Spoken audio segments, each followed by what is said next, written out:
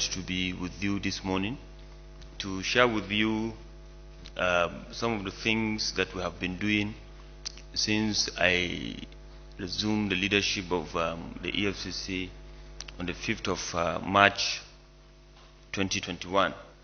As you must have heard through some other media outlets, it was only 2 days ago that I celebrated my 100 days in office, precisely on the 15th of June 2021. I'm here to give you an update on the federal government's effort in the fight against economic and financial crimes. These crimes have remained a threat to our economy. And the major issues that we are talking about here are illicit financial flows, corruption, money laundering, tax evasion, cybercrime, and illicit natural resources exploration and mining. Based on the briefing that I have and the way that I want to have my presentation, I will flow with the paper. These are the major issues that we have seen.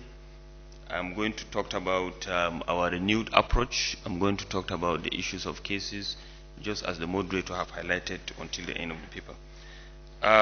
The renewed approach to the fight against economic and financial crimes are stated in the National Anti-Corruption Strategy of the country. And that is what the EFCC hinges on to develop its own, strategic statement.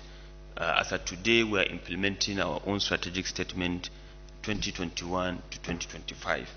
And the approaches are, of course, prevention. That is the first renewed approach that, of course, the government have and the EFCC also is working towards.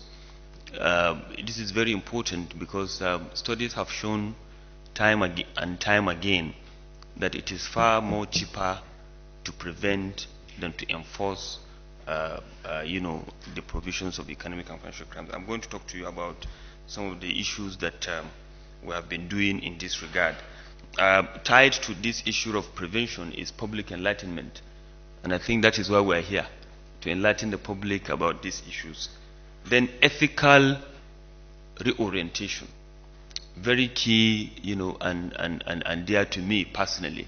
I remember very well, if I may digress here, that when I graduated from the police college as part of EFCC's training, when I joined the system, I wrote on attitudinal change, a catalyst against economic and financial crimes.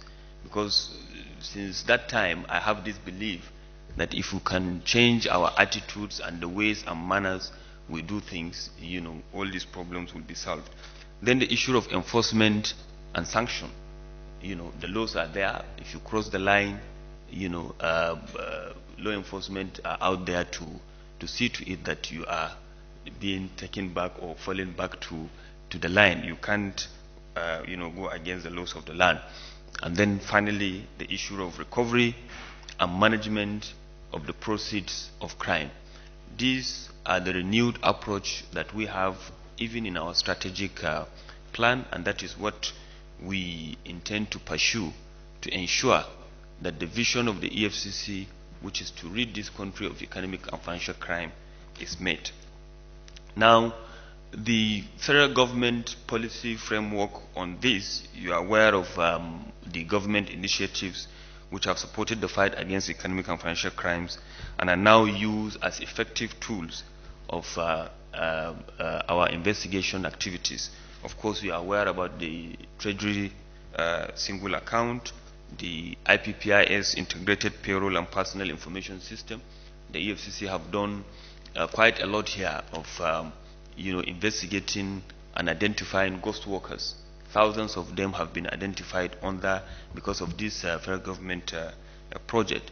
Then the almighty BVN, the bank verification number that was introduced by the government, as well as the whistleblower policy of the federal government. These are the tools, among others, that the government have, of course, introduced that have helped the anti-corruption or the fight against economic and financial crimes from 2015 to date. You are aware, of course, it is a whistleblower that blew the whistle that led the EFCC into the recovery of over $43 million in an apartment in Ikoyi, as well as other properties across the length and breadth of this country. Now, key highlights of the new vision of the EFCC since taking over, of course, stemming from what I read out to you, is, of course, the EFCC has always been anchored on professionalism, integrity, and transparency, and we hope to continue on these three trends of issues.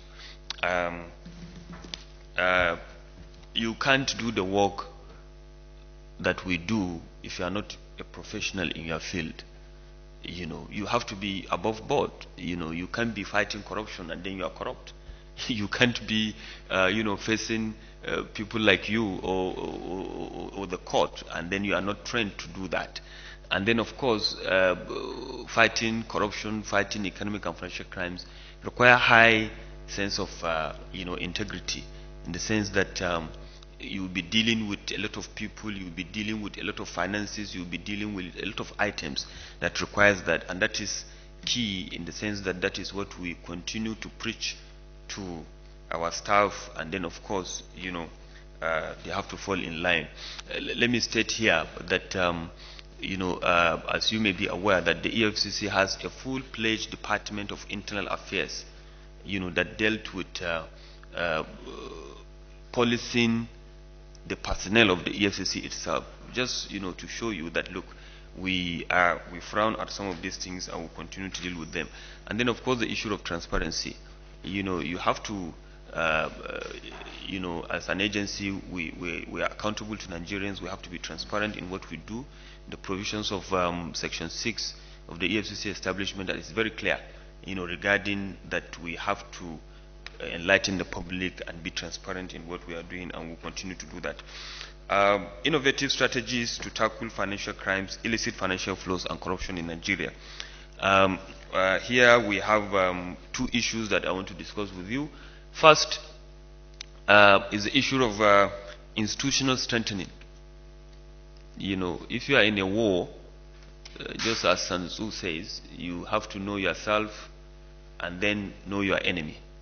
If you know yourself and you don't know the enemy, you stand the chance of losing. If you know the enemy and you don't know yourself, you also stand the chance of losing.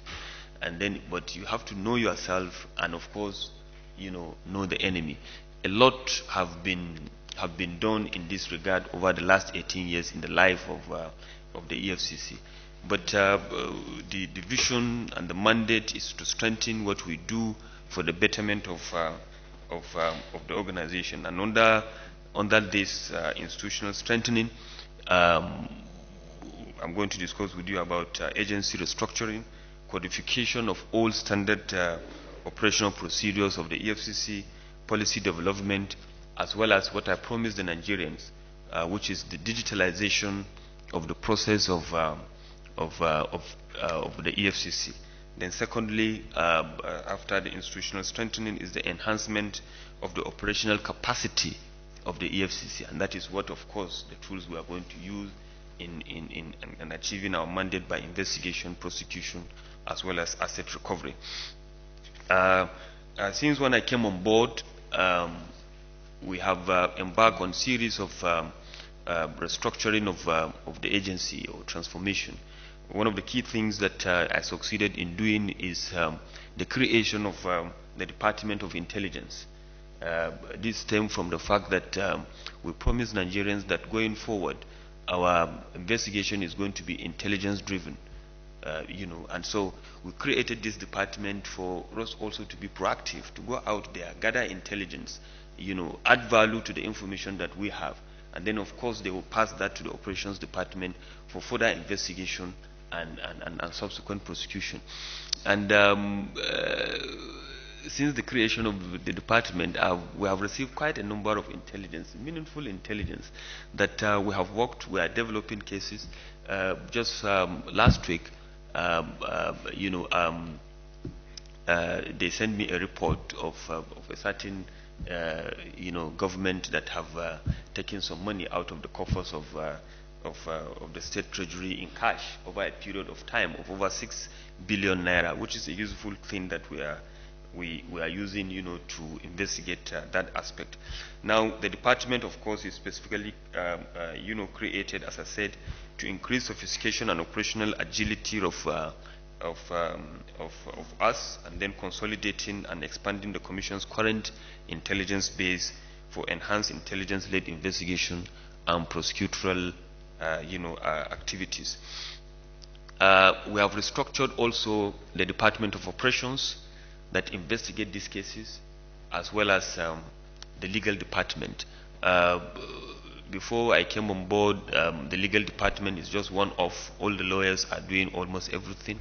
But we now have a criminal division, we have a civil division, we have a section that deals with admin, then we have a section that deals with appeals, cases in Court of Appeal, as well as, Supreme Court, if you understand what I mean. And then in the operations department, since when I came on board and based on the agreed this thing, we have removed all the police officers from command positions. As at today, it is the EFCC homegrown investigators that are heading all the 14 zonal offices, as well as the operational office at the headquarters. EFCC operatives are the zonal heads, and they are the 2 ICs. And then, of course, we still have officers from the Nigerian police that are still with us, on secondment. We also upgraded the ICT unit. We used to have a unit, but we upgraded it into a full-fledged department, in line with the extant circulars of government that requires us to do that. But also, more importantly to us, is because of the fact that we want to digitalize our process. We want to be transparent enough so that by pressing of a button, we should be able to tell you figures, facts, as well as any other thing that record that we are keeping, for the betterment of us, and of course for accountability to Nigerians. Going forward also, I am happy to also inform you that we also upgraded procurement unit into a full-fledged department. Of course, that is also, the requirement of the excellent circulars that we have seen in place. But what is more important to me personally is the fact that we want the EFCC's procurement unit to be a model, for other procurement units in this country. You understand? And I remember what I told the newly appointed acting director of that procurement unit. I told him that, look, I want the unit, or the department, sorry, to be the living manifestation of all the procurement laws in this country. Be it, a purchase of goods and services, be it consultancy engagement, etc., etc. We have to, behave and live by the book. Even though, of course, we have over 90% rating, even as per the Bureau for Public Procurement's, assessment of what we do. But that is what we want the MDAs to see, that look, it is doable, it can be done, and this is it. And then, of course, with that also, it will give us the opportunity to test the laws to the limit, and then advise the government, on some of the red flags that we have seen, how they can strengthen. I have to dwell more on this because, as you are aware, in public sector corruption, that we are mandated to, investigate and prosecute. You can't release a government kobo without going through any procurement processes one way or another. You must award contract, you must, claim to have awarded contract in some instances, and of course, before monies are released, or services, or engagement of consultants. So it's very, very important. No government fund is expected to leave the treasury without attaching it to one thing or another, that in a way it has to do with procurement. So if we get this thing right, I assure you, you are going to see later on where I will tell you that one of the things, engagement that we have we have been doing is to engage with the Bureau for Public Procurement in this regard, because once we get that right, I assure you, public sector corruption is going to reduce. There is no time for me to, give you what do you call it, case studies regarding how these things are being done. And then we also upgraded, the internal affairs, internal audit unit into a full-fledged department. Also, this is in line with extant, public sector circulars that we have seen. But then, of course, this is part of what we have promised Nigerians, that we want to be more transparent and more accountable. And hence, we are strengthening even, internal checks and balances that audit can bring to the fold. We have expanded, in addition to that, the Department of Planning, Policy and Statistics, which is, we added the research component to it, in that department, because this is the department that keeps our records, etc. So in terms of agency, restructuring in the last 100 days, these are some of the issues that we have done, and many more that we are going to see. We also, very importantly, very, very importantly, we have the Special Control Unit against money laundering. I don't know whether you know what it is. Is anybody aware of what the SCUMOL is? SCUMOL. You are aware? Okay. Now, is being repositioned to properly regulate designated non-financial institutions, and with that it will address issues of money laundering and terrorist financing. Now, the provisions of the Money Laundering Prevention Act provides for the financial institutions and non-designated financial institutions. The NFIU is expected to receive currency transaction reports, suspicious transaction reports from financial institutions, analyze them, and then disseminate to relevant agencies as the case may be. Now, the Special Control Unit against money laundering, which is being managed by the EFCC as well as the Ministry of Trade and Investment, is expected to do similar thing, but this time on the non-designated financial institutions. We are talking about the car dealers, the jewelry dealers, the real estate, etc., etc. I said yesterday to a media outlet that, look, if we can checkmate and curtail the problems associated with real estate, laundering of process of crime in this country is going to reduce. And it is on that thinking that we are strengthening and working on this Special Control Unit against money laundering. We are working with the National Assembly, the two houses of the National Assembly, to strengthen the legal framework of this Special Control Unit against money laundering. All these are part of the proactive approach that we have in place, or we are working in the fight against corruption in this country. We have published the uncollected SCUMOL certificate. We have worked on their website. Now it is very easy for you to get registered and also be answered to. We have cleared all the backlogs of issues surrounding giving of certification, because that's part of the issues out there that we have in place to control the activities of non-designated financial institutions. Am I doing well with time? Oh, good. And we are making efforts in this regard also to ensure that all the zonal offices of the EFCC have designated SCUMOL offices. Very key and important. Now, part of the restructuring of what we have been doing is the codification of the standard operational procedure. This is another reform initiative that is aimed at removing, not in its entirety, but to a larger extent, the usage of discretion, from the operations of the EFCC. Very, very important. When you have a standard operational procedure, even the chairman will have to abide by it. I remember what I told the Senate, that my vision for the EFCC is to see it that one day I, as the chairman, will ask somebody to go and do ABC, and he will look at me to say that, Mr. Chairman, I understood what you are saying, but I'm not going to do it because SOP section 3 paragraphs this said this, and this. And then I'll look at him and then I'll say, thank you. I can't query him. I can't do him anything. Then that means you have an institution that works with the rules and regulations governing it.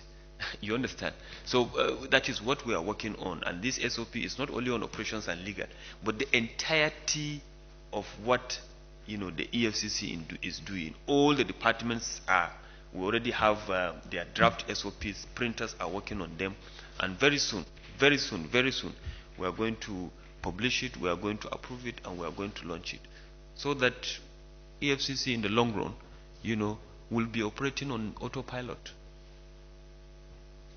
And that is what the country needs. Once you are in the system will checkmate whether or not you have done something.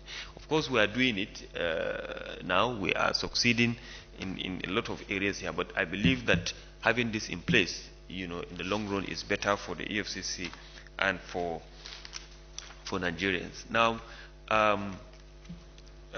furthermore, all in the name of trying to restructure the EFCC, we have embarked on a lot of policy development.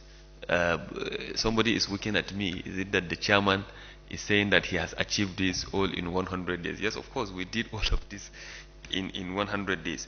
We are working to ensure continuity in our processes and efficiently fulfilling our mandate. The following policies have been developed, and very soon we are going to adopt them. Communication policy. We have a working document on that, and very soon we are going to approve that. Training policy. We have a policy, workplace policy on sexual harassment and bullying. We are gender sensitive, so we are going to have policy on this. Healthcare policy. We don't have a healthcare policy. We are working on that. Document security and classification policy. We have it in our head, but we want to have it documented somewhere. Staff welfare policy. Very key and important. If a director retires from EFCC today, we only give him less than 400,000 transport money, and that is all, which is very, very dangerous, for an organization like ours. Maybe that is one of the reasons why we have a negligible, of course, via negligible, internal corruption issues because of this. We have worked and adopted, of course, the official correspondence policy. We are working on, we have worked on the new staff ranking system.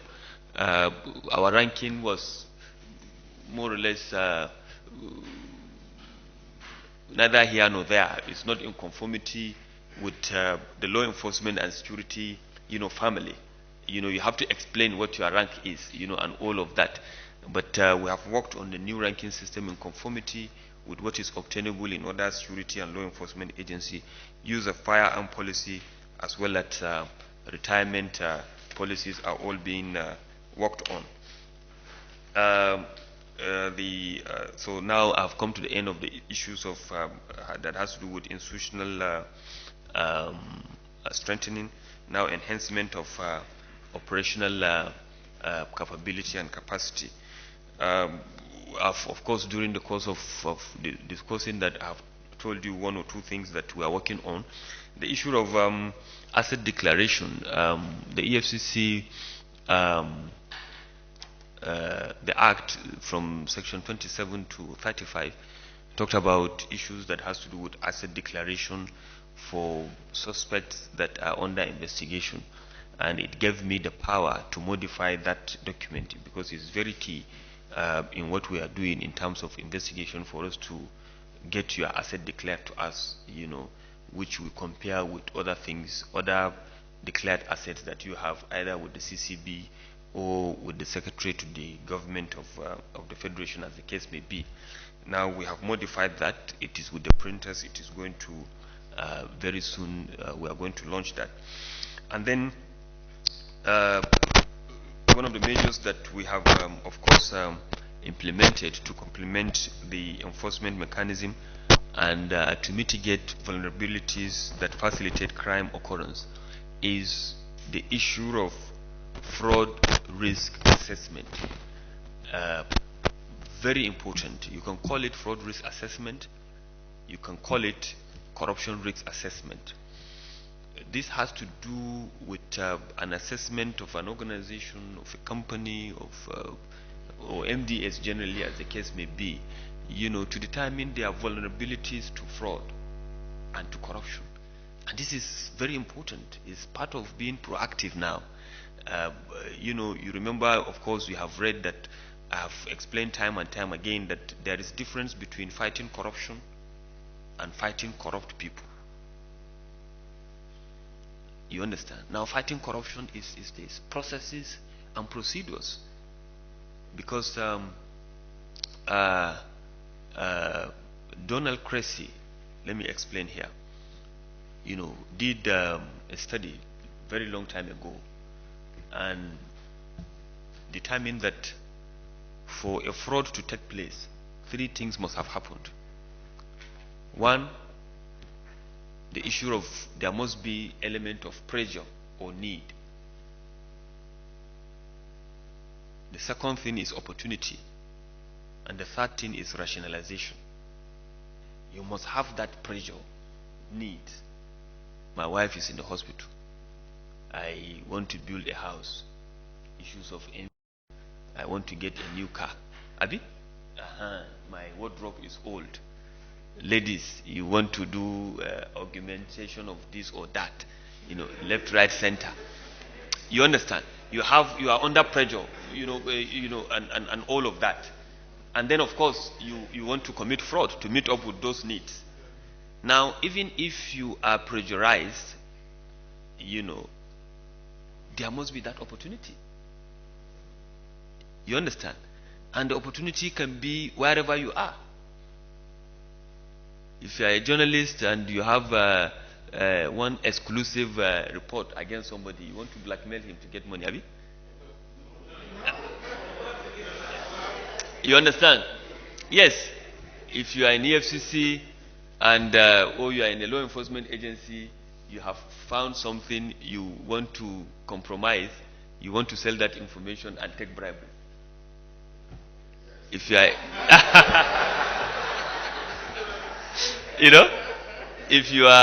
if you are a permanent secretary or you are a governor, you have what do you call it? Security board. You can ask me. I will explain to you the need for that later on. You have the capacity to award contract. You can inflate the contract. You can do this and get that. You are an engineer. You are supervising a contract. The contractor wants to use inferior materials. You can allow him to do that so that he can give you some money. You are a CEO somewhere. You want to receive kickback. So wherever you are a tomato seller. Abi? You want to put the rotten one under. You understand what I'm saying? And then put the good ones on top. You understand?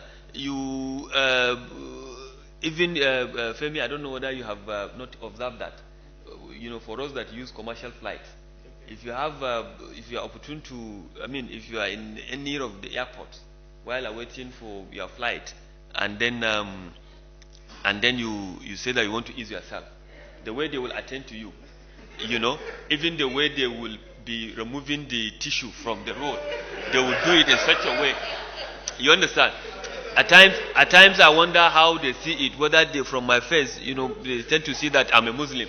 They will not give me kettle. They will be doing you some certain actions because they want you to give them money. So now they are there because they have the opportunity now. They are seeing people coming in and out, and so that opportunity must be there. And then the issue of rationalization will now come to place. Everybody is doing it. It's your opportunity. If you do not do it now, opportunity comes but once. You understand? You have, and all of that. So you begin to rationalize. So these 3 things will happen, and then you do it. So these are some of the things that fraud risk assessment, can bring to the fold. We as professionals, we want to go to these MDAs, assess them, advise on this, and of course the advice will come with having a fraud risk management that will determine what are the risks here, what are the residual risks that will happen after management intervention, and how to deal with them.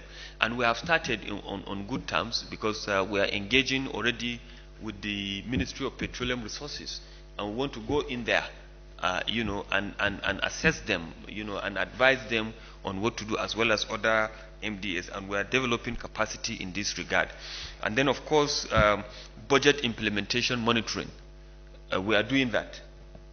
Very important in public sector, corruption, very, very important.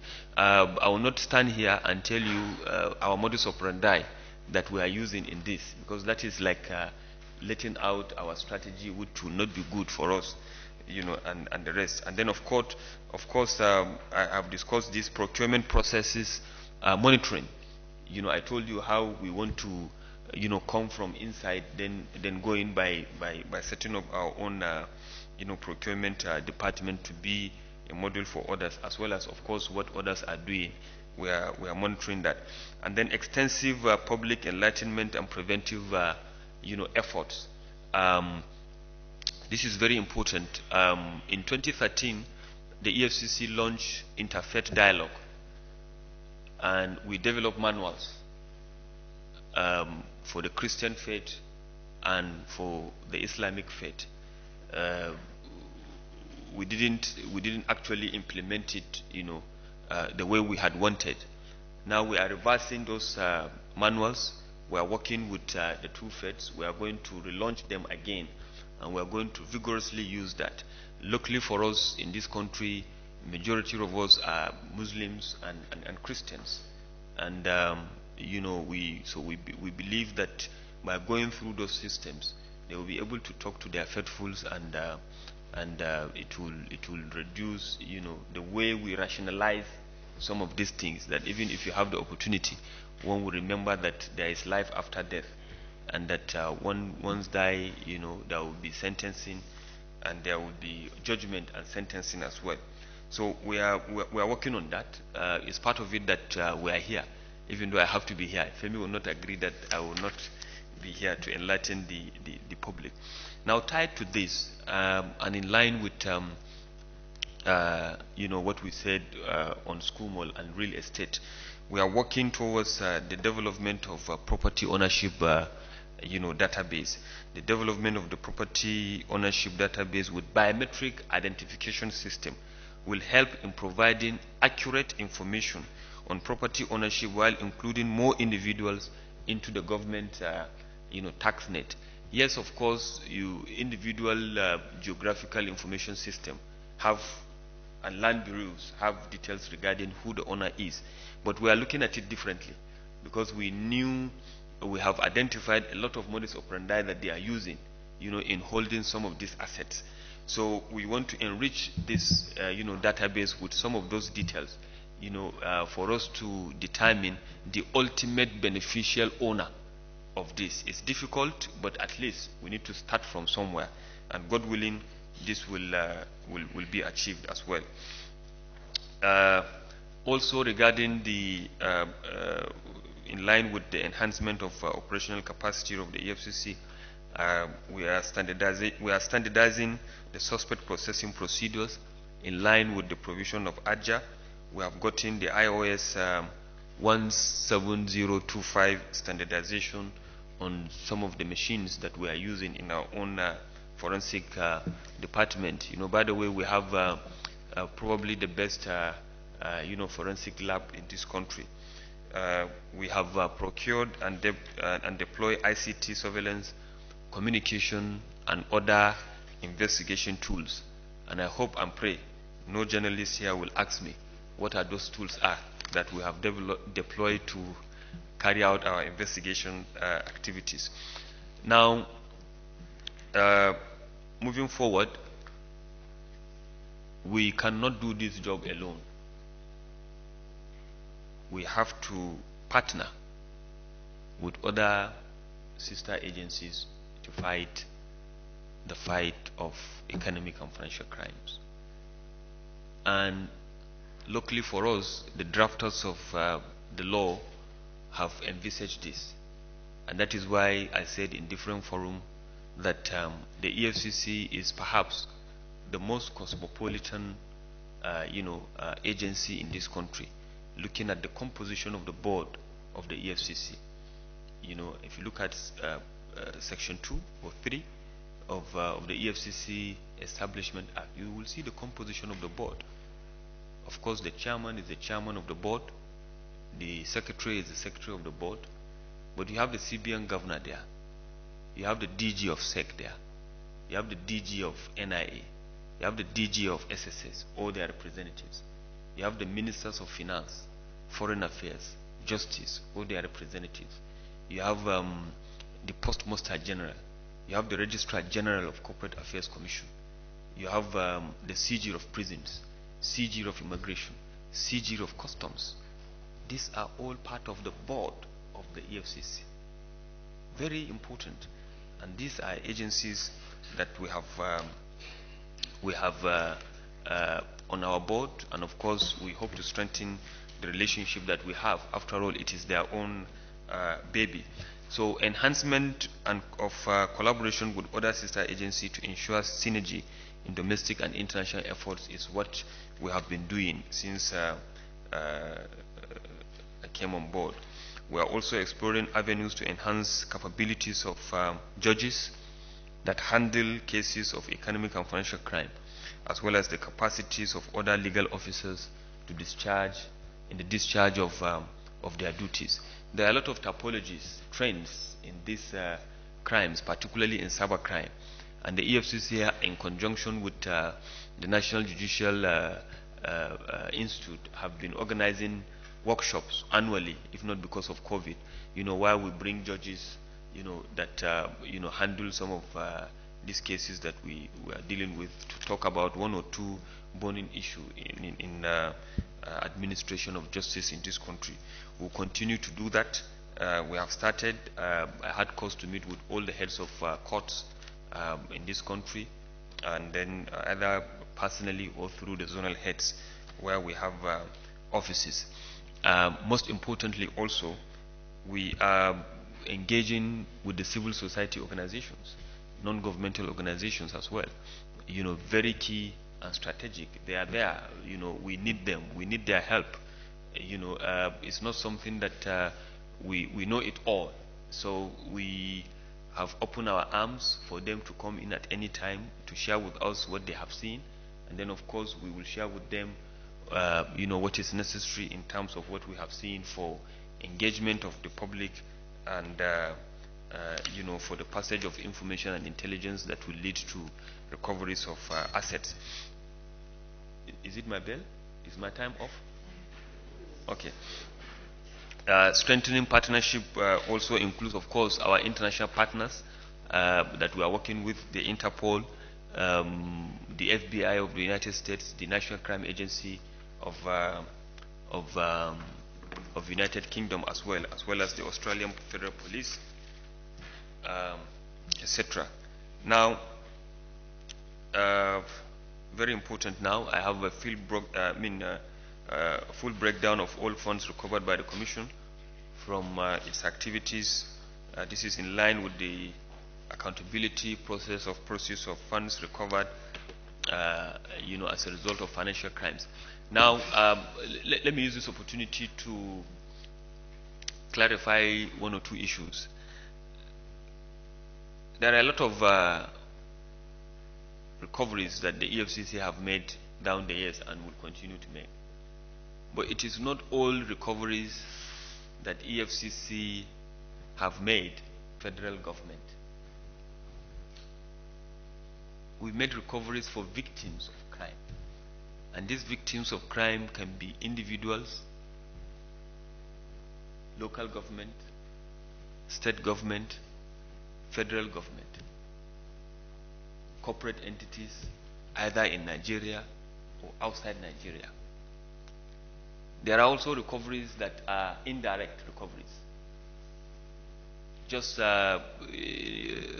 a couple of some weeks back, I think leading up to last week or thereabout, we recovered over 100 million US dollars for the Nigerian Ports Authority. But the monies were paid directly into the account of the Nigerian Ports Authority. But through our efforts, am I not going to report that I have recovered $100 million for MPA? But are you going to see it in the EFCC recovery account with CBN? No. So it's by and large doing a matter, and as a result of that, the suspect is paying money directly to the individual that he defrauded. And then, of course, they will come and make statement that, look, this is done. It has to be on my record that we have made those recoveries. But there are recoveries, of course, that are made directly into EFCC recovery account, etc., etc., etc. System and processes from the officers there, down there that are working up to different departments that are handling these issues. The EFCC have a full-fledged department called Department of Asset for Future and Recovery Management Department. This is the department that is responsible of collating all the information and data regarding recovered assets, assets on interim for future, and assets on final for future as well as their allocation, and of course their management. Now, from the time that I took over, we have recovered over 6 billion naira, over 161 million United States dollars. We have recovered over 13,000 pounds, 1,730 euros. We have recovered, I don't know whether it is Canadian dollars, 200. We have recovered francs, 374,000, and then Japanese yen of 8,430. We have recovered about, we have recovered 30 real estate, 1 carpet, 13 electronics, 1 farmland, factory, motorcycles, land, filling station, and about 32 automobiles. The information is here and is going to be given to all of you to have a look at. In terms of recoveries, of course, it will continue to be done, and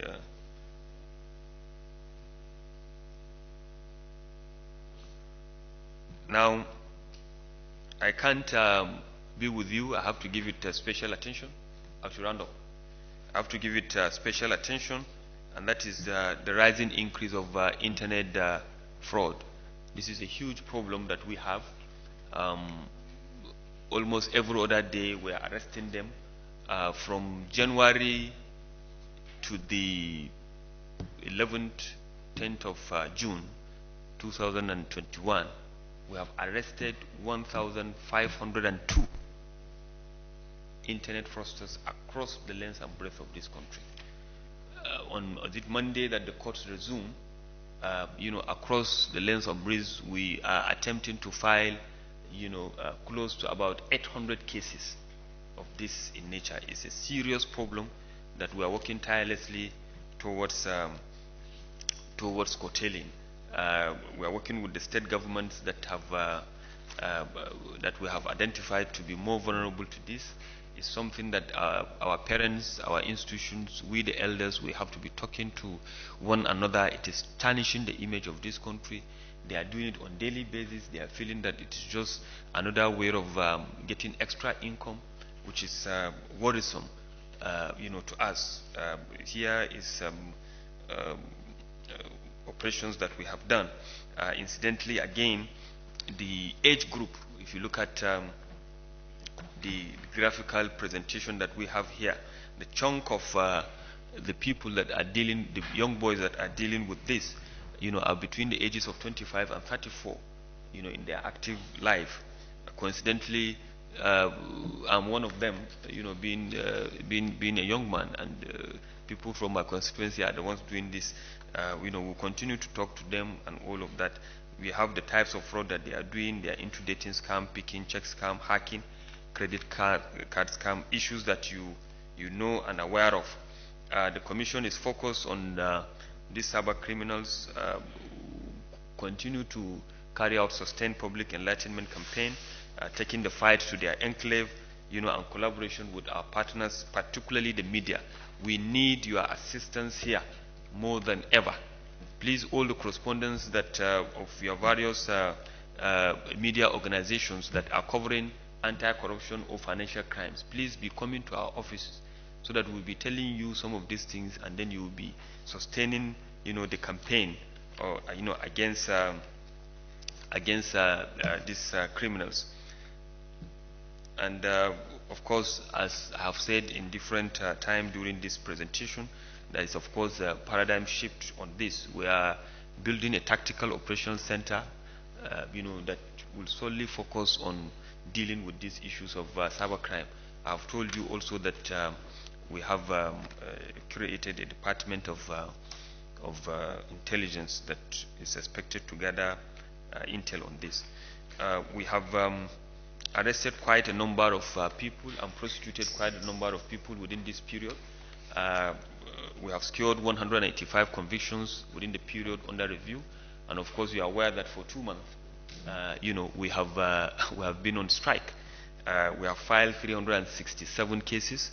As I said, within this week, we are going to file at least 800 cases in court, on public corruption as well as, cybercrime.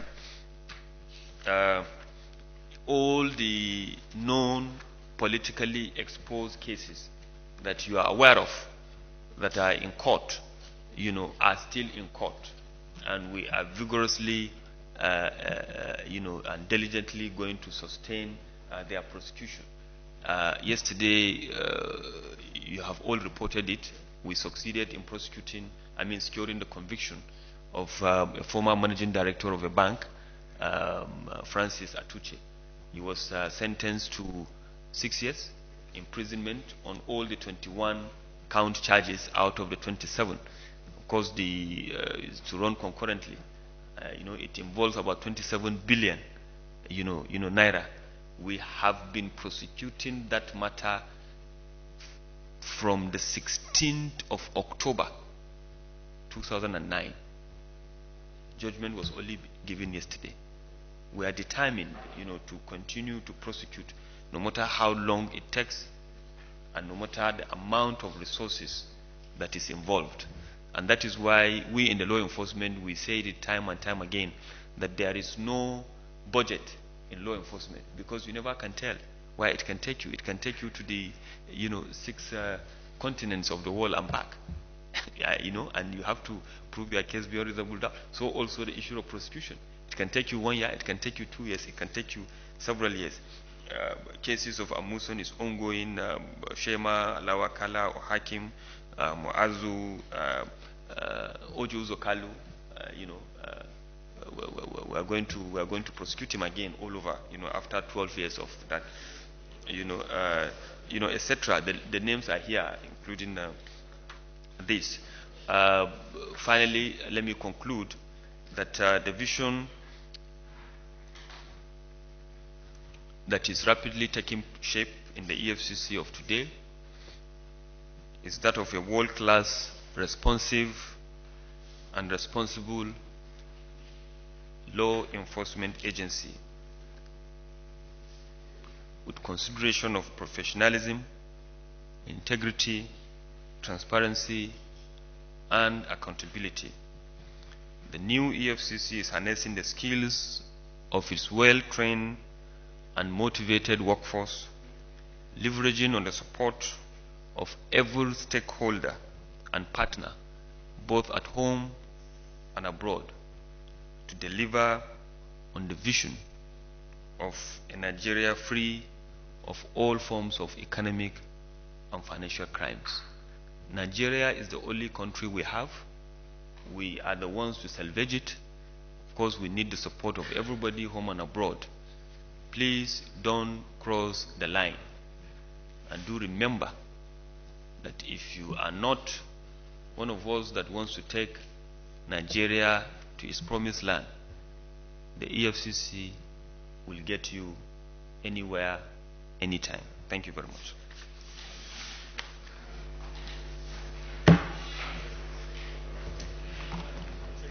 Wait, let me put my mask. before you give me corona.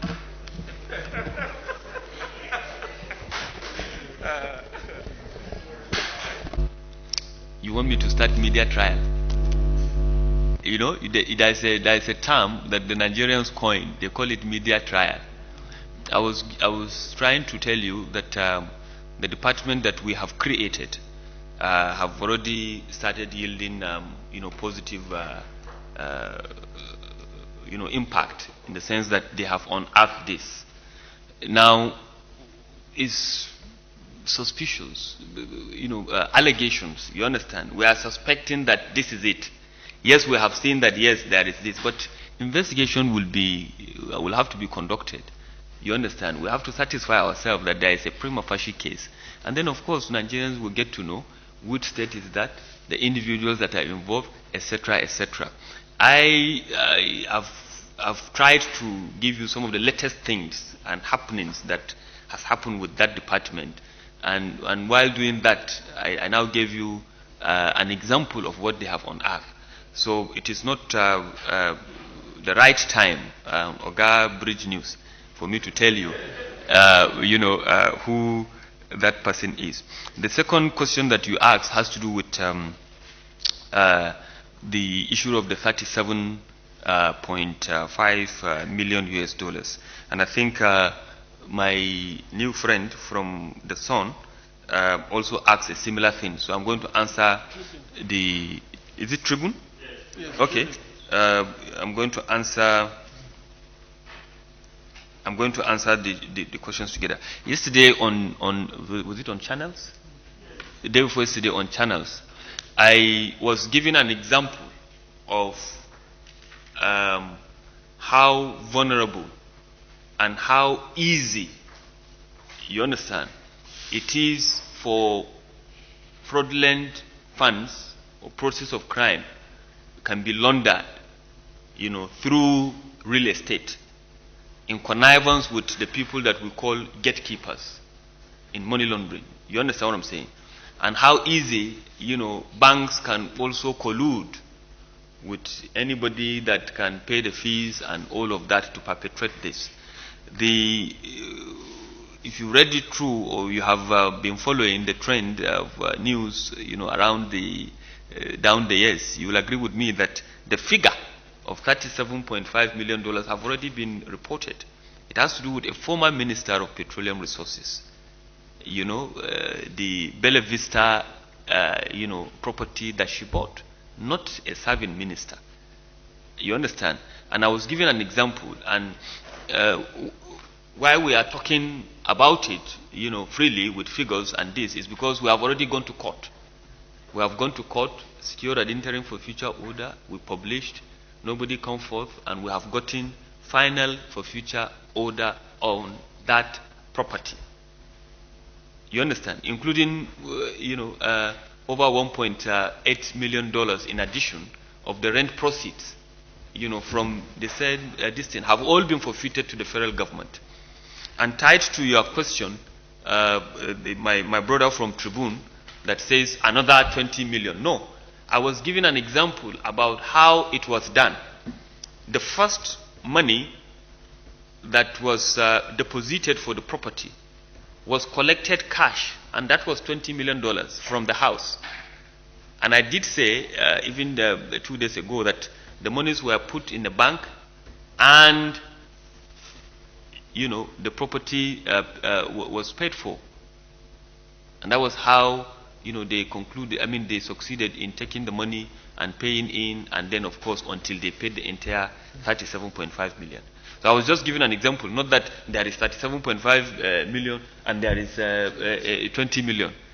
If you go back and watch the clip again, that was what I said, and I think in different forums we have reported this thing. I was just trying to give an example because it's a classical example of what has happened and what we have gone to court with. So it is already in the public domain. Anybody can go and apply to the court to get the documents. So, and that is it. On the issue of the bank declaration, I did make this clarification time and time again. I did not say that the banks should declare their assets to us. No, we are not the competent authority that receives asset declaration from the banks. What I did say, which was here, outside these doors, some of you may be around, that come 1st of June 2021, we are going to be demanding for this declaration of asset forms. And we actually demanded for it. You know, we demanded that the MDs, the DMDs, and the executive directors of banks should oblige us with copies of their declared assets, forms filled and submitted to the competent authority, which is the Office of the Secretary to the Government of the Federation, as provided for in the Bank Employees Declaration of Asset Act. This is an old act that I was 6 years old when the act was passed. It's an old law, and we have our own reasons regarding why we say that they should furnish us with that. I have not received I've not received update on who has submitted yet, because Tuesday happens to be my first day in office on my return from New York. So I think that answers that bridge news. On the issue of terrorism financing, of course, you are aware that the provision of our Act Section 15, mandated us to, investigate terrorist financing. And, unlike money laundering, where the process of crime is illegal, you can have terrorist financing that is from illegal source as well as legal source. You understand? And the matters are so sensitive that one cannot be talking about what he has found or who is involved, etc., etc. And we are working with the relevant agencies in this regard. We are working hard on that, and we'll continue to do that, God willing. The VOA asks about whether I have seen or what I have seen as the problem with the procurement processes of government. You see, there is no law that is perfect. I'm not aware of any law that is perfect. Laws are made to be implemented and tested, and that is why laws are meant to be, bills will be sponsored for their amendment to strengthen them again and again and again. Just take a look at our Money Laundering Prohibition Act, for instance. You understand? From the decree in 1995, you have the Money Laundering Act 2003, you have the Money Laundering Act 2004, you have the 2007, you have the 2011, you have the 2012 amendment. As we speak with you now, there are bills in both houses of the National Assembly for the amendment of the money laundering. So there is no law that is perfect. Let me start with that. There are a lot of issues that we have seen. Some of the provisions were made in good faith. For instance, the provision of emergency contracts.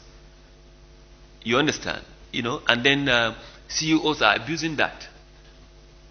Some agencies are notorious in the fact that everything is emergency, and all of that, so that they will not go through the rigorous process of tendering, publishing, people bidding, and all of that. So they'll go for this, they'll go for that. You understand? You have issues of this, so they will continue to be there. The only way where we maybe could tell this is, about talking to one another, knowing the ills. If there are some benefits that people are getting from these things, we'll ensure that they did not succeed in, enjoying the process of crime that they have gotten. So there are a lot of issues there. I don't want to say much on this. You are saying that whether I've been worried regarding how my predecessors have left office. We in the inside have never seen it to be so, from the pioneer chairman all through to this. It's all some of these issues, has to do with maybe corruption fighting back in a way. You understand? And one will continue to do what he has to do. People will always talk. You understand? Whether you are doing the right thing or you are doing the wrong thing. As I speak with you now, there is a grand plan to tarnish my image that I have just done 100 days in office. And maybe they are going to use some of you. Some people have earmarked some money.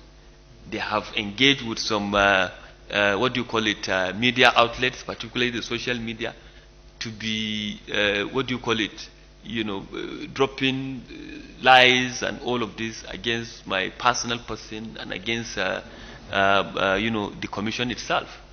They have gone round the entire country. They have gone through my accounts. They want to start that, and you are going to see very soon, maybe even today. So it's like that. It will continue to happen. It is not going to stop. It has not stopped. It is not going to stop with me. It will continue. You can imagine a situation whereby somebody is feeling that he has arrived. He has gotten money based on the opportunity that he has gotten. And then you are instrumental into collecting it all back, or in the process of collecting it back. You understand what I'm saying? You will continue to fight and fight dirty for this and that. Unfortunately, again, when you look at it, when you spread the map of the world, nobody is as religious as this country. Anyway, I think that answered that. Speedy trial of cases. Nigerians are not appreciating the fact that the prosecution of this type of cases that we are talking about, where before the establishment of the EFCC, zero. Have we investigated any former governor before and prosecuted him? No. So the laws were not being tested at all. And the law is a living thing. It continued to develop with case law, with being tested, with issues, etc., etc. Some of these issues we have succeeded in getting the Evidence Act amended, in having the Administration of Criminal Justice Act amended. It is all because of indirectly, and directly related to the work of the EFCC. You understand? But then, of course, the courts are there to interpret it. We'll continue to do that until when this in. But of issues of special court, in as much as we still have the same procedures and the Evidence Act, having a special court will succeed in giving you more number of judges, which of course will help. Because one of the problems that we have regarding the non-speedy trials is because of the high number of cases in the dockets of the judges. You have to pity them. A judge is handling 700 cases, 800 cases. How is he going to do case day-to-day trial as provided for in AJA? Practically impossible. You have 800. There is 365 days in a year. You understand? So special court will ease out this, but more importantly, I think, is the process and the procedure. You are presumed innocent until proven guilty. Of course, it's a fundamental human right that it has to. So I quite welcome the idea, but more importantly, I think, is working on the procedures and the ethical standard of lawyers handling this. My sister, the only lady that asked a question, talked about $69 billion dollars. Well, I think I read something about it. Are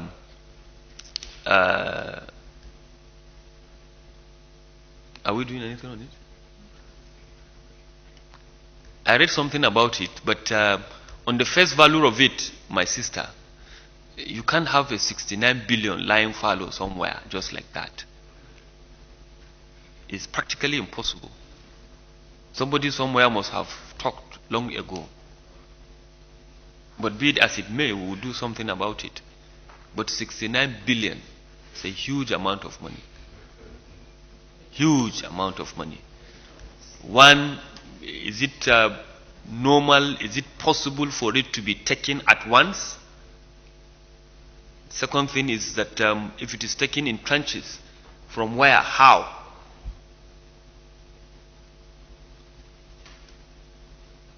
But we'll look at it, God willing. My friend from Tribune have answered your second question. Yes, the matter is not swept under the carpet. Then the first one that you asked is about the $43 million Equi funds. we secured the final forfeiture of the funds.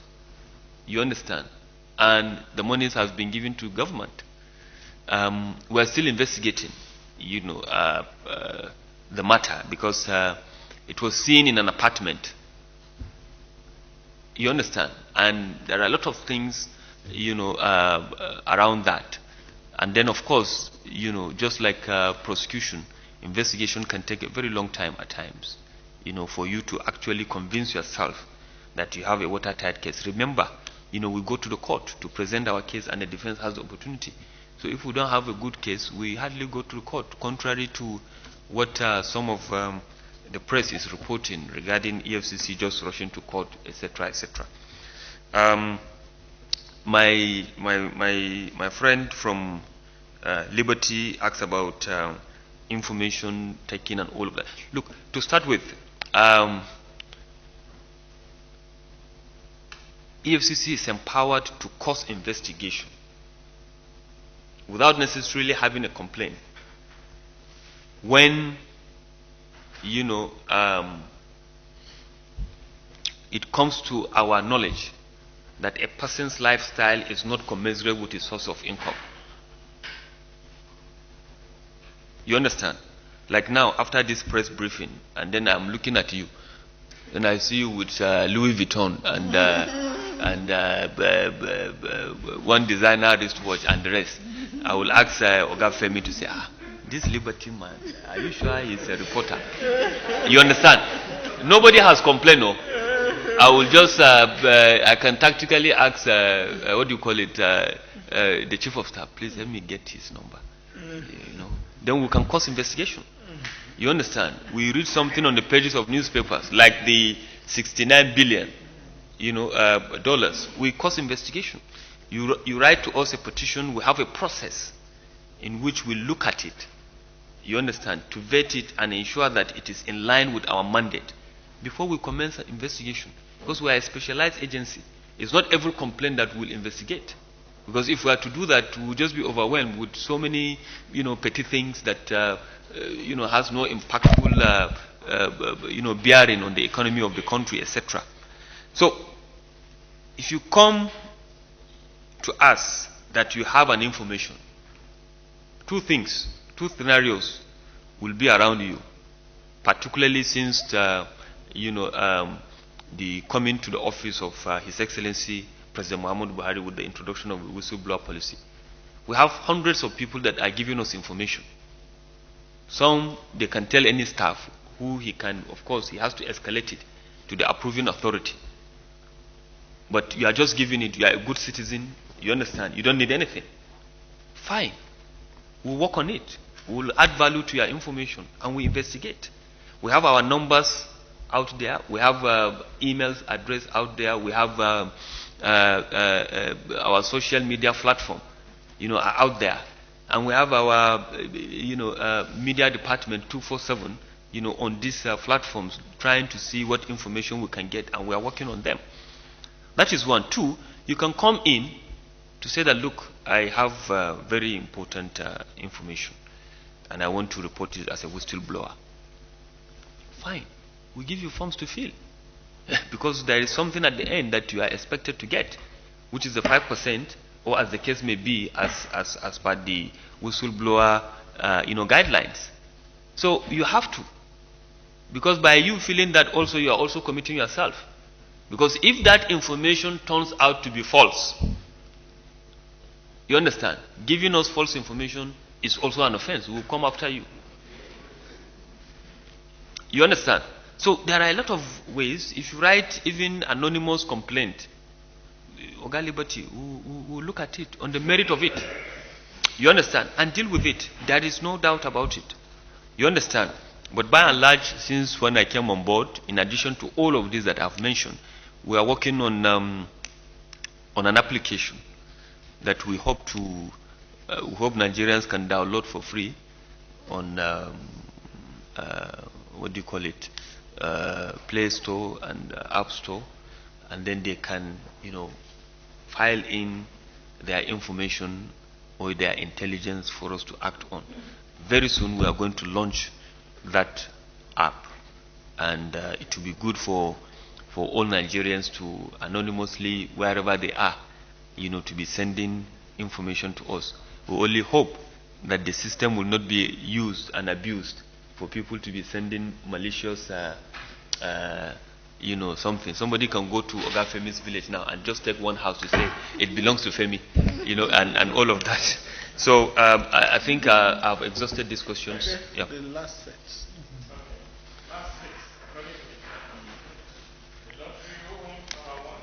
Answer. And then the last.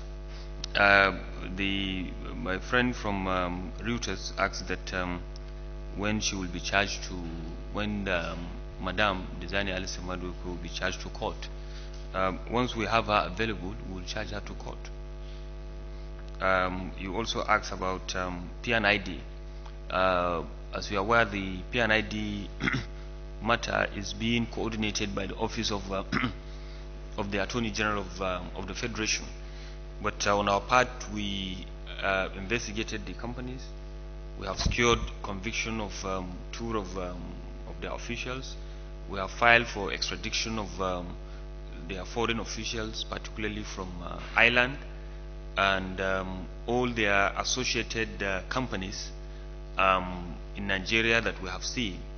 We are currently prosecuting 11. I think with the coming back of the strike of Jusun, we are also going to prosecute the remaining companies. We will commence the prosecution of the remaining companies. If you want the details of those that we are currently prosecuting, liaise with Mr. Osita. He will provide you with the details on that. So we are on it. We are determined to ensure that justice is done to Nigeria. There is no way we will just fold our arms and sit down and allow somebody somewhere to go and claim 9-point-something billion of our hard-earned money as a nation. We are determined to contribute, our quota to the bigger pie that is handling these issues. My friend from NAN asked that whether my intelligence department is aware of this 200 million. I don't know whether they have the information, but normally before things reach my table, information that they receive, they have to add value to it, to at least ask some preliminary things before it reach my office for approval or for assigning for investigation. So I cannot categorically tell you whether they have it or not, but whether they have it, I'm answering the question, sir. Go ahead, sir.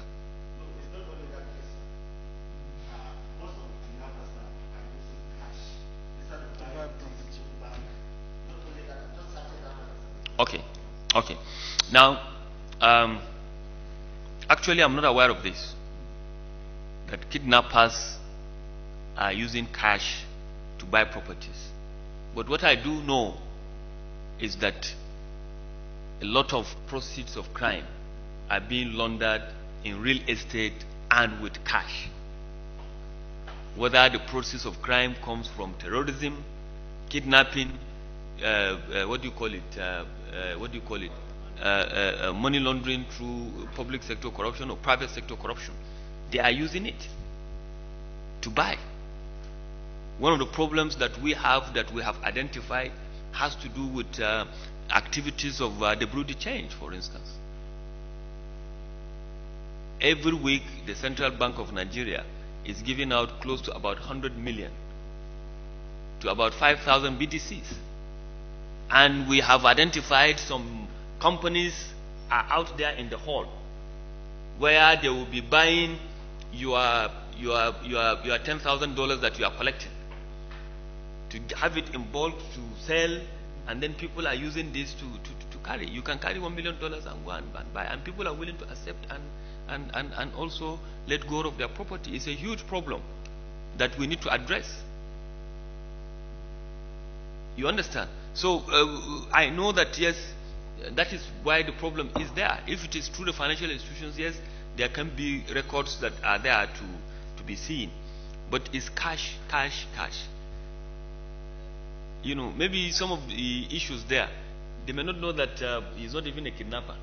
Maybe he's just a front for one government official or for one banker there. You understand? Because if they know that he's a kidnapper, why can't they tell the police? But I assure you, and I want to talk to you later, please. I know that there is more to this, if you wouldn't mind.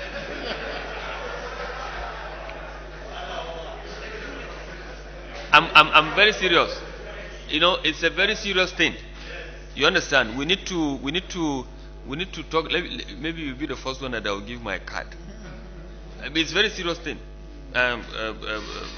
Please give it to him. Call me personally so that your information will be secured. The gentleman from Deutsche Welle asked how difficult. Yes, how difficult is the job? You see, any job is very easy to do if you are following the extant laws, rules and regulation guiding it. You come to the office in the morning, you will do your work with the fear of God, without fear or favor. That has always been my guiding principle. If I place my head on the pillow, 5 minutes I have gone. You understand? I try to, as much as possible, at the risk of being immodest, to see that I'm doing my work, you know, the way it should be done. In all the places that I have been, I have gone around the entire country doing this job. I have never stayed an hour per se in office trying to do any other thing rather than to develop my handing over and leave. I remember when I was posted out of Ibadan zonal office, we are on our way to Dubai with the then acting chairman on a Friday when the transfer came out, and we went for a week. We came back. I flew to Ibadan with the person that is taking over from me on a Sunday. You understand? By Sunday we are at home. Within 5 hours I have already packed my items at home, you know, ready for them to be moved to Port Harcourt. And then in the morning we are in the office by 8. By 9:30 I'm already out of Ibadan. They have prepared the handing over note because I try to, as much as possible, to ensure that our records are up to the task, and off I go. So in that perspective, you know, the only difficult thing is that 24 hours is too small for me. You understand? There is a lot of work. 24 hours is too small for me.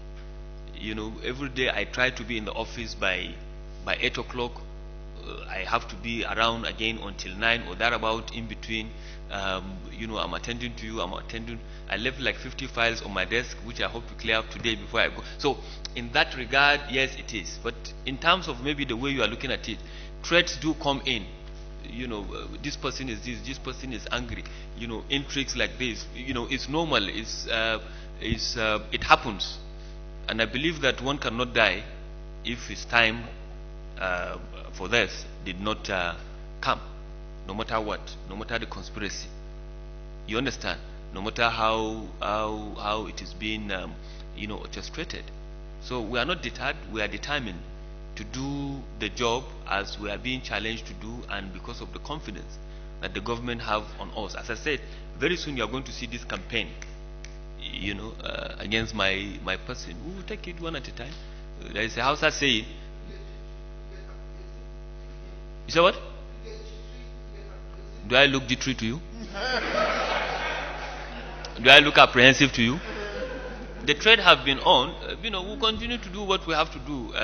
You know, my brother, is part of the hazard of the job, the burden of service, particularly our kind of service. You understand? Particularly our kind of service. I'm not aware of any chairman of EFCC that has not been threatened. Some have been shot at. Some have to leave the country. You understand? So we'll continue to do it without fear or favor. The facts are there. Our conscience is clear. We don't have any malice against anybody. We are doing this thing by the book, God willing. And God willing, you know, we are going to discharge our duties without fear or favor. Thank you very much. I don't know, the ghost workers from who? From Vanguard. You asked about the ghost workers. I don't have the current statistics, but thousands of ghost workers were identified. And it's something that we started very long time ago. We're even doing something on pension, tied to this. I don't have the figures regarding the number of ghost workers that we have investigated and those that we have prosecuted. I think maybe you can discuss with Osita. You'll be able to give you that later. You also asked about governors that are under investigation. How about Vanguard now? We are under investigation, and we said that even though you have accused us, I can say wrongly, of media trial. So how do you expect me now to say that this person is under investigation, this person is under investigation, when he is under investigation? Even if you come under Freedom of Information Act, Abi, because of sanctity of investigative processes, we have a cover there, to tell you that yes, this is it, but these are the provisions that have this. So it's in line with our renewed approach. It's not good that some of these things are out there in the press. The man from The Guardian says that whether I have written to the police regarding the threat. No, I've not written to the police, but I've spoken to the IG about it, and of course I will write formally. Thank you for reminding me about it. And then the AIT. How do you access AIT? Yeah. How do I assess the efforts of government anti-corruption, or the efforts? Now, if you look at the provision of UNCAC, for instance, talked about state parties should have develop legislations or laws based on prevention, enforcement, and asset recovery. Now, look at prevention, for instance. What are the things that the government have put in place to prevent this thing from happening?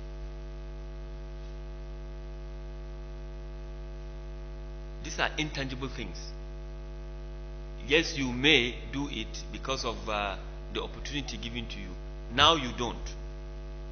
I've mentioned to you in my during my earliest pages of presentation to you regarding government efforts of, just take a single treasury account, where parastatals of government have thousands of accounts in commercial banks. They will be fixing the money, you understand, taking interest behind the scene, etc., etc. Government is not even aware of how much it has or when it is having it, etc., etc. Now, the TSA alone, the intangible thing that it has done for this country, is by far, you understand, the biggest anti-corruption strategy since the return of democracy, among other issues. Very important. Very important. You are not reporting about it, but ask the finance people what it has done for this. Look at the integrated payroll and personal information system. Everybody is receiving money left, right, center. You remember the problems with the lecturers, for instance. You understand? But now, if you are a government employee, you have that unique IPPIS number. You can't go elsewhere and say that you want to do this. Ghost workers, thousands. I think as at the last count, over 20,000 ghost workers were identified as reported. Now you don't have all of that. You know your workforce, you know who they are, you know where they are. You understand? Irrespective of your own salary, scale, or what do they call it? Like this country's compass scale. Irrespective of it, you are on IPPIS. EFCC were on IPPIS. Huge development, huge things that they have done. The whistleblower policy. We couldn't have had this $43 million, for instance. Yes, we could have Good Samaritan can give us information. But then there is that motivation now, to the fact that, look, let's go on and say this, we'll get something. It has brought tremendous success in the fight against corruption in this country. So assessing the government in this regard, that it is something that has never happened before. They have done well.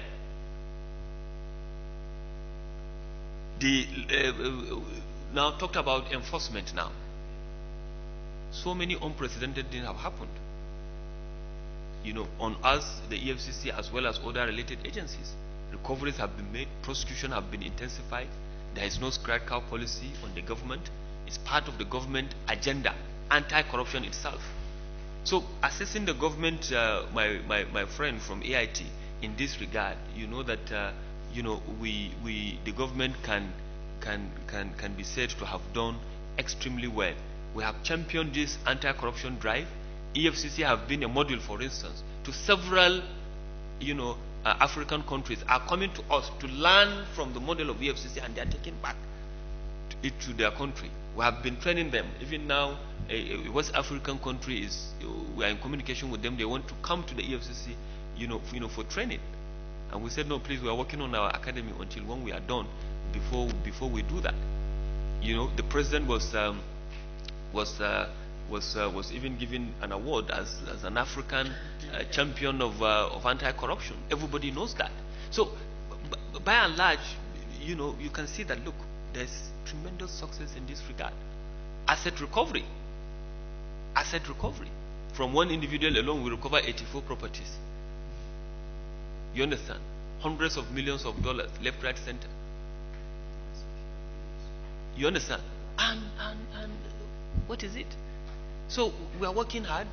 The government have tried. I think you are all convinced, the way that I see that you have relaxed, and that there is some chill in this, that you agree with me that the government have done extremely well in the fight against corruption. Are there room for improvement? Yes, like in every human endeavor. That is why I was telling you what I said in terms of the things that we do. We will finish our time in office, another person will come and build on this, and that is government, that is continuity. So my friend, government have done extremely well in the fight against corruption, and I stand to be challenged, even though I will not be here in the next few minutes. So you challenge Femi. Yes, Bloomberg. She asked. Yes, we recovered it from Intel's. Yes. They cancelled their pilotage contract. A lot of outstanding, we have to come in and ensure that the recovery is being made, and they are cooperating with us 100%. Just some books that needs to be worked out, and we are on it. Yes. Any other question? No. Now this is my own now. Two more. Yes. Oga, I'm very happy for your question. You know why? I came with them here. I have my director public affairs here. I have the head of media and publicity, Osita Nwaja and Oga Wilson Wujare. Please, immediately after this conference, ensure that you have their number, all of you. You understand? Have their numbers. Reach out to them. You understand? If they did not give you, my office is free. Oga from NAN will give you my number. But I beg, I tell God beg you, as you are having my number, let me speak our language. I beg, don't send me Friday message. End of the year message. Please. A new month message. This thing. You understand? Just talk, precise on what you want. And yes. And I will also, yes, happy Sunday. And I will also like to also plead with you to to bear with me if I did not return your call immediately, or if I did not return your message immediately. Even as at now, I have let me just give you exact figures. I have 3,815 messages that I have not responded to. What do? I cannot. I don't have the time. You understand? But I try to go through to see what it is, etc. I still have 1,702 WhatsApp messages, So please bear with me, but I will try as much as possible to save your number and your agency, and of course, return back as at the time that I have issue. So please, Oga, if they do not improve, let me know. Thank you. The gentleman from AFF asked about yes, estimate of monies, laundered through real estate, billions and billions of naira, billions of naira. Okay, let me give you an example. I just told you that $37.5 million was used in acquiring a property.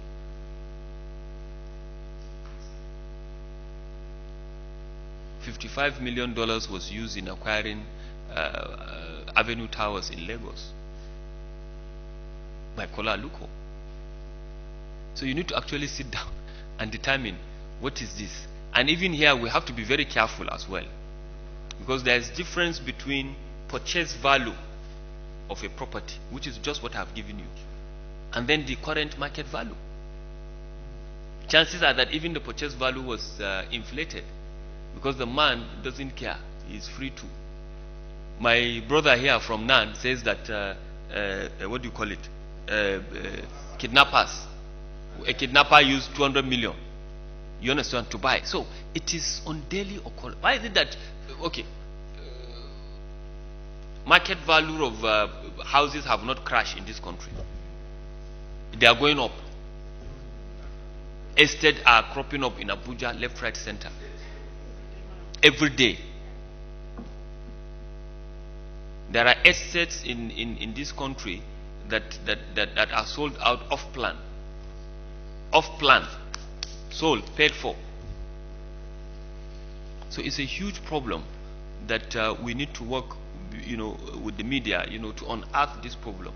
On our part, we are rigorously going after that, after the real estate, particularly in areas like Abuja, Lagos, and Port Harcourt. That is an avenue that we have identified as area where they are hiding money. He asked the second one. What did he say?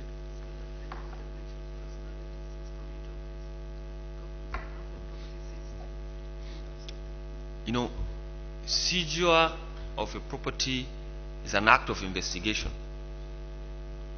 When you identify a property and you seize it, you understand, it's different from when you have obtained an interim for future, and then of course, final for future of the property. So it will not be tidy for me to, tell you properties that we have seized, because it's still under that area of investigation. Thank you very much for your time. I am enjoying myself with you, but I hope opportunity will come again when we come back. That is, if I'm still alive after 1 year. Thank you very much. I have asked that they should give you a copy of this. I hope everybody is having a copy. Yes. It will be distributed. Okay, it will be distributed. Okay. All right then. Thank you.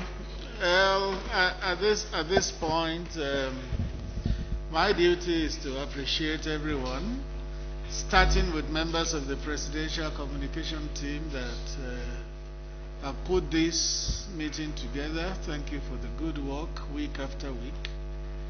I also want to thank the senior officials that have come, with the chairman of the EFCC. A good number of them are our friends, brothers, and colleagues. Good to see you again. Welcome.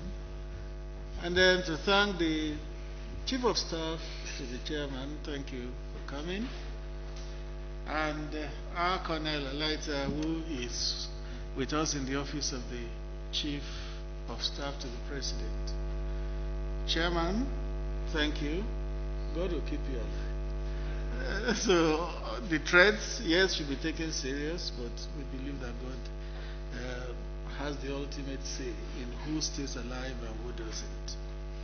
I would like to just clarify, when the chairman was, there are two prominent Amusu in the country. One is a former governor. He was not talking about the former governor. He was talking of the Air Marshal Adeshola Amusu. So please let's note that so that there's no mix-up that can embarrass anybody. So, Chairman, thank you very much. Thank you very much. We hope to continue to collaborate with your office. Thank you.